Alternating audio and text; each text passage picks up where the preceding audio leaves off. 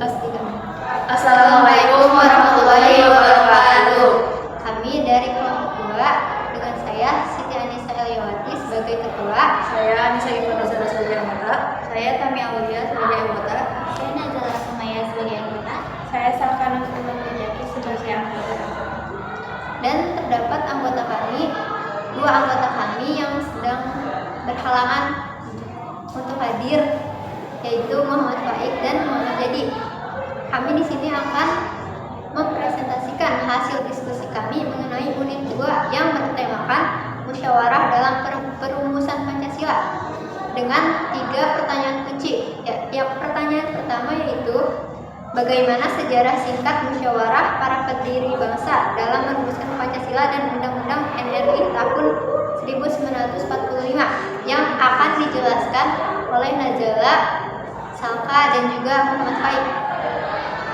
Lalu pertanyaan kedua yaitu bagaimana proses pembuatan dan pelaksanaan kesepakatan di lembaga sekolah, apakah sudah akomodatif, yang akan dijelaskan oleh Tami Aulia dan Muhammad Jadi. Lalu pertanyaan terakhir, bagaimana memaknai keragaman warga negara Indonesia untuk menjadi potensi memajukan Indonesia, yang akan dijelaskan oleh saya sendiri dan Anissa Yufa. Baik, untuk pertanyaan pertama, bagaimana sejarah singkat musyawarah para pendiri bangsa dalam merumuskan Pancasila dan Undang-Undang NRI tahun 1945 akan dijelaskan oleh rekan saya Nazala Asamaya dan Salka Nasrullah. Pancasila adalah ideologi dan falsafah bangsa dan negara Indonesia. Undang-Undang Dasar NKRI tahun 1945 merupakan konstitusi sumber hukum tertinggi di Indonesia. Perumusan Pancasila dan UUD NKRI tahun 1945 didapat dari beberapa tokoh pendiri bangsa. Sila pertama, Pancasila, ketuhanan yang Maha Esa. Perumusannya melalui diskusi dan debat panjang. Proses ini terjadi dalam musyawarah melalui sidang BPUPK dan PPKI. Rumusan semulanya adalah ketuhanan dengan kewajiban menjalankan syariat Islam bagi pemeluk-pemeluknya. Namun beberapa tokoh menyatakan keberatan. Dalam sidang PPKI 18 Agustus 1945, setelah berkonsultasi dengan 4 tokoh muslim yaitu Kasman Sigodarmojo, Wahid Hashim, Ki Bagus Hadikusino, dan Titik Hasan Bunata, mengusulkan perubahan 7 kata setelah ketuhanan dicoret dan berubah menjadi yang sekarang kita kenal, yaitu ketuhanan yang Maha Esa. Sidang BPUPK berlangsung 29 Mei sampai 1 Juli 1945. Perumusan pertama yaitu muhaimin. Dalam pidato singkatnya pada hari pertama sidang BPUPK 29 Mei 1945, Muhammad Yamin mengungkapkan 5 asas bagi negara Indonesia merdeka, yaitu yang pertama pri kebangsaan, pri kemanusiaan, pri ketuhanan, pri kerakyatan, yang kelima kesejahteraan rakyat.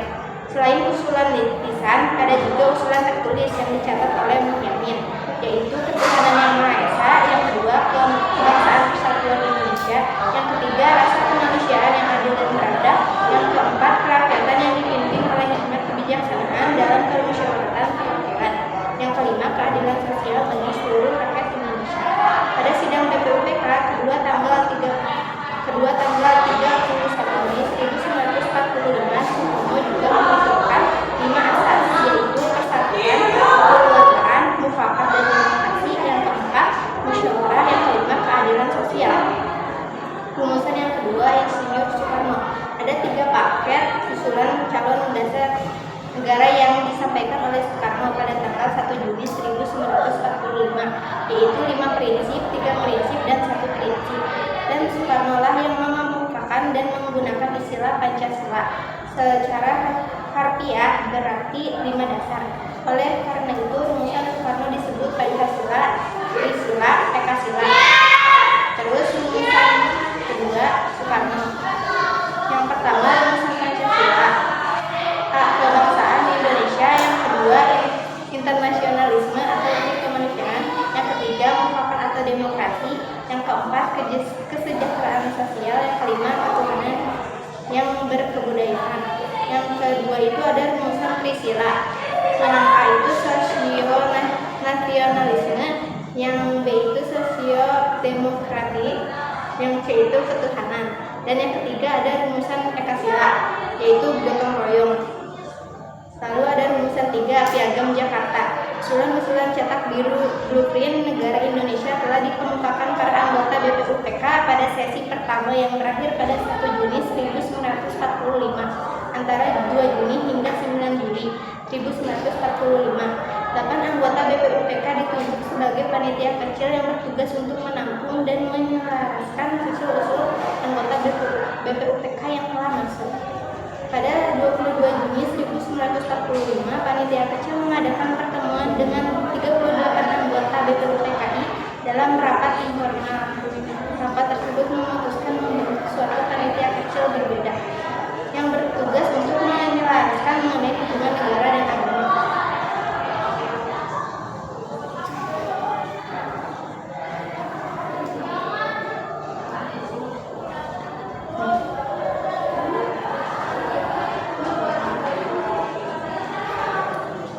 Pada 10 dan 14 Juli yaitu rumusan keempat BPUPK, yaitu rapat pleno membahas kembali rancangan pembukaan hukum dasar menghasilkan rumusan resmi pertama, yaitu dengan berdasar kepada ketuhanan dengan kewajiban menjalankan syariat Islam bagi pemeluk-pemeluknya.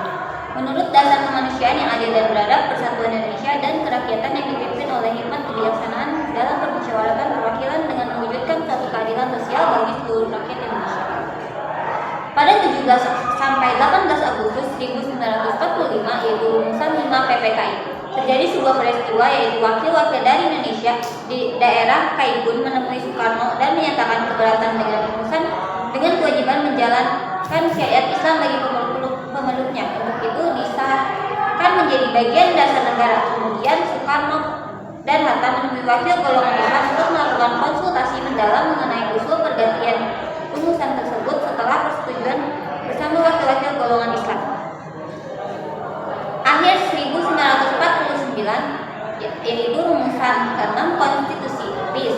Pada akhir 1949 Republik Indonesia yang berpusat di Yogyakarta terpaksa menerima bentuk negara federal yang disodorkan pemerintah kolonial Belanda dengan nama Republik Indonesia Serikat dan hanya menjadi sebuah negara bagian saja.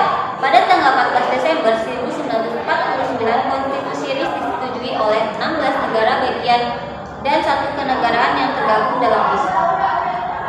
Rumusan ke-7 yaitu Undang-Undang Dasar Sementara 1949. Rumusan ke-7 Undang-Undang Dasar Sementara 1949 adalah salah satu tahap perkembangan Undang-Undang Indonesia ini mengatur pembentukan negara federal Indonesia. Sistem federal ini berlangsung sebentar dan kemudian berubah menjadi negara kesatuan pada tahun 1950. Rumusan ke-8 yaitu Undang-Undang Dasar 1945. Rumusan ini adalah rumusan konstitusi Indonesia yang berlaku saat ini. Ini merupakan hasil dari perubahan dan revisi sejumlah pasal undang-undang sejak pertama kali diadopsi pada tahun 1945. Rumusan ke-9 yaitu versi berbeda. Rumusan ke-9 ini merujuk pada beberapa perubahan dan amandemen yang telah dilakukan terhadap Undang-Undang 1945 sejak tahun 1945. Hal ini mencakup penambahan pasal baru, penghapusan pasal tertentu, dan perubahan isi pasal-pasal tertentu sesuai dengan perkembangan dan perubahan kebutuhan negara. Lalu rumusan ke-10 yaitu versi populer. Rumusan ini yang akan dikenakan adalah rumusan yang beredar dan diterima secara luas oleh masyarakat. Rumusan Pancasila versi populer ini yang akan dikenakan secara umum dan diajarkan secara luas di dunia pendidikan sebagai rumusan dasar negara. Semua rumusan ini merupakan bagian dari sejarah konstitusi Indonesia dan mencerminkan perkembangan dan perubahan dalam sistem pemerintahan negara. Nah, jadi sebelum negara kita ini mempunyai ideologi yang berupa Pancasila, para pendiri bangsa atau tokoh-tokoh bangsa itu mempunyai pendapat-pendapatnya sendiri, seperti Yamin, Insinyur Soekarno, dan banyak lainnya mempunyai pendapat-pendapatnya sendiri tentang dasar negara yang akan diterapkan di Indonesia. Lalu mereka ini kemudian bermusyawarah yang akhirnya menghasilkan sebuah ideologi berupa Pancasila.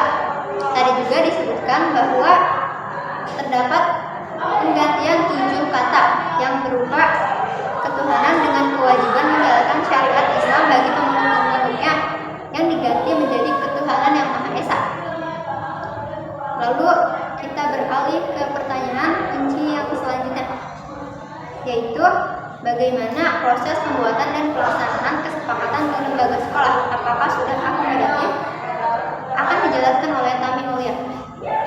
Proses dimulai dengan mengidentifikasi masalah atau keputusan yang perlu diambil di lembaga sekolah, seperti perubahan kurikulum, aturan sekolah, proyek, atau masalah lainnya. Setelah mengidentifikasi masalah atau keputusan, langkah selanjutnya adalah mengadakan diskusi atau musyawarah yang melibatkan berbagai pihak, seperti siswa, guru, staf sekolah, orang tua, dan mungkin pihak eksternal. Setelah diskusi yang mendalam, proses perumusan kesepakatan dimulai yang mencakup merumuskan solusi atau keputusan yang dapat diterima oleh sebagian besar pihak.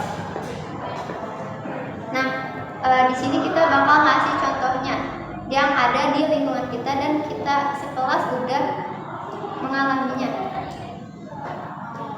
Contohnya yaitu guru mata pelajaran bahasa Indonesia mengimplementasikan sebuah aturan yang berlaku di kelas yang berisi ketentuan bahwa siswa yang mengalami keterlambatan dalam memasuki kelas selama jam pelajarannya harus menjalani sebuah sanksi tertentu sebagai bentuk teguran dan pendisiplinan. Sanksi yang diberlakukan adalah tugas membaca puisi yang bertujuan untuk mengingatkan siswa tentang pentingnya ketepatan waktu dalam kegiatan belajar mengajar dan juga untuk mengembangkan keterampilan berbicara dan ekspresi diri mereka. Dari ketentuan tersebut, pihak guru dan siswa menyetujui aturan yang sudah dibuat. Nah, jadi tadi contohnya itu adalah guru mata pelajaran bahasa Indonesia, yaitu Bapak Hendra Yudhistira, yang dimana Bapak Hendra membuat aturan bahwa para siswa yang terlambat memasuki kelas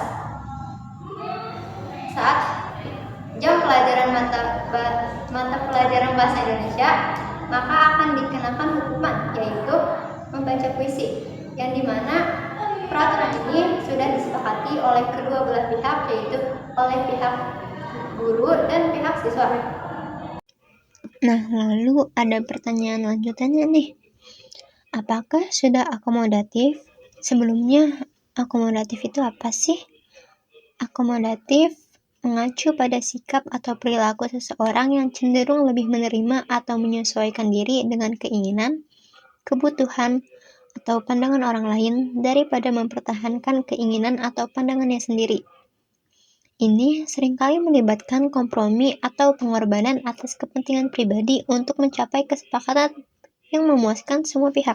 Nah, dari contoh yang tadi kita ambil, menurut kami para murid di kelas 12.2 ini sudah bersikap akomodatif karena mereka setuju untuk menjadikan membaca puisi sebagai konsekuensi dari keterlambatan memasuki kelas ketika jam pelajaran bahasa Indonesia. Tentunya yang awal mulanya tidak biasa membaca puisi atau tidak biasa untuk tampil di depan kelas dan tidak bisa membaca puisi, mereka mau tidak mau menerima konsekuensi tersebut sebagai bentuk pendisiplinan karena terlambat memasuki kelas dalam jam pelajaran mata bahasa Indonesia. Lalu beranjak ke pertanyaan terakhir, yaitu bagaimana memaknai keragaman warga negara Indonesia untuk menjadi potensi memajukan Indonesia, yang akan dijelaskan oleh saya dan Anissa Yufa.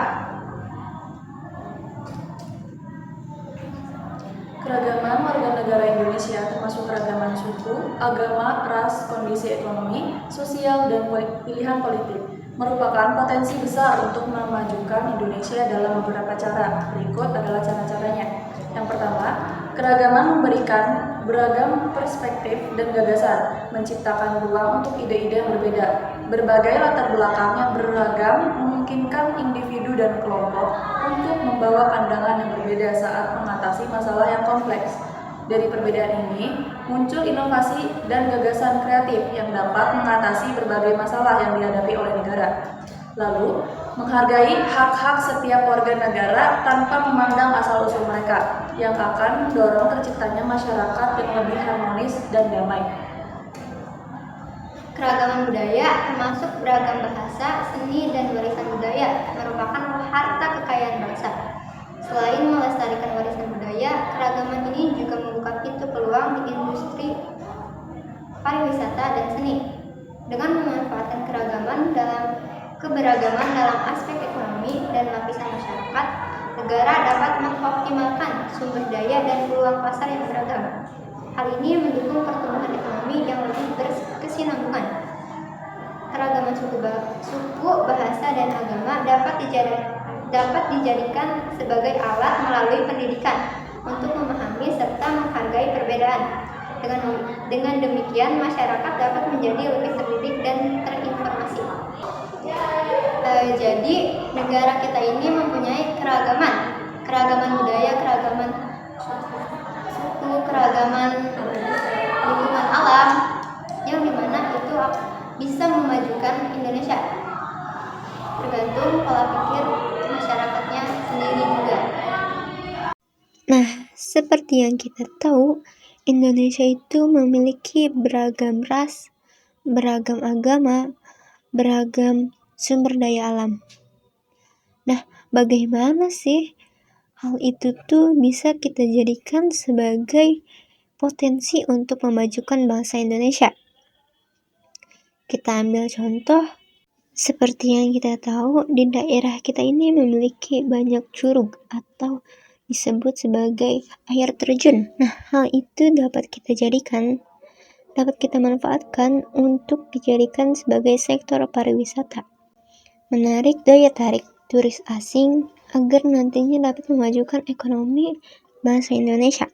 Lalu, ataupun contohnya misalkan minyak cimande dapat kita promosikan sebagai minyak yang ajaib, dapat membuat luka sembuh dalam beberapa hari atau secara singkat.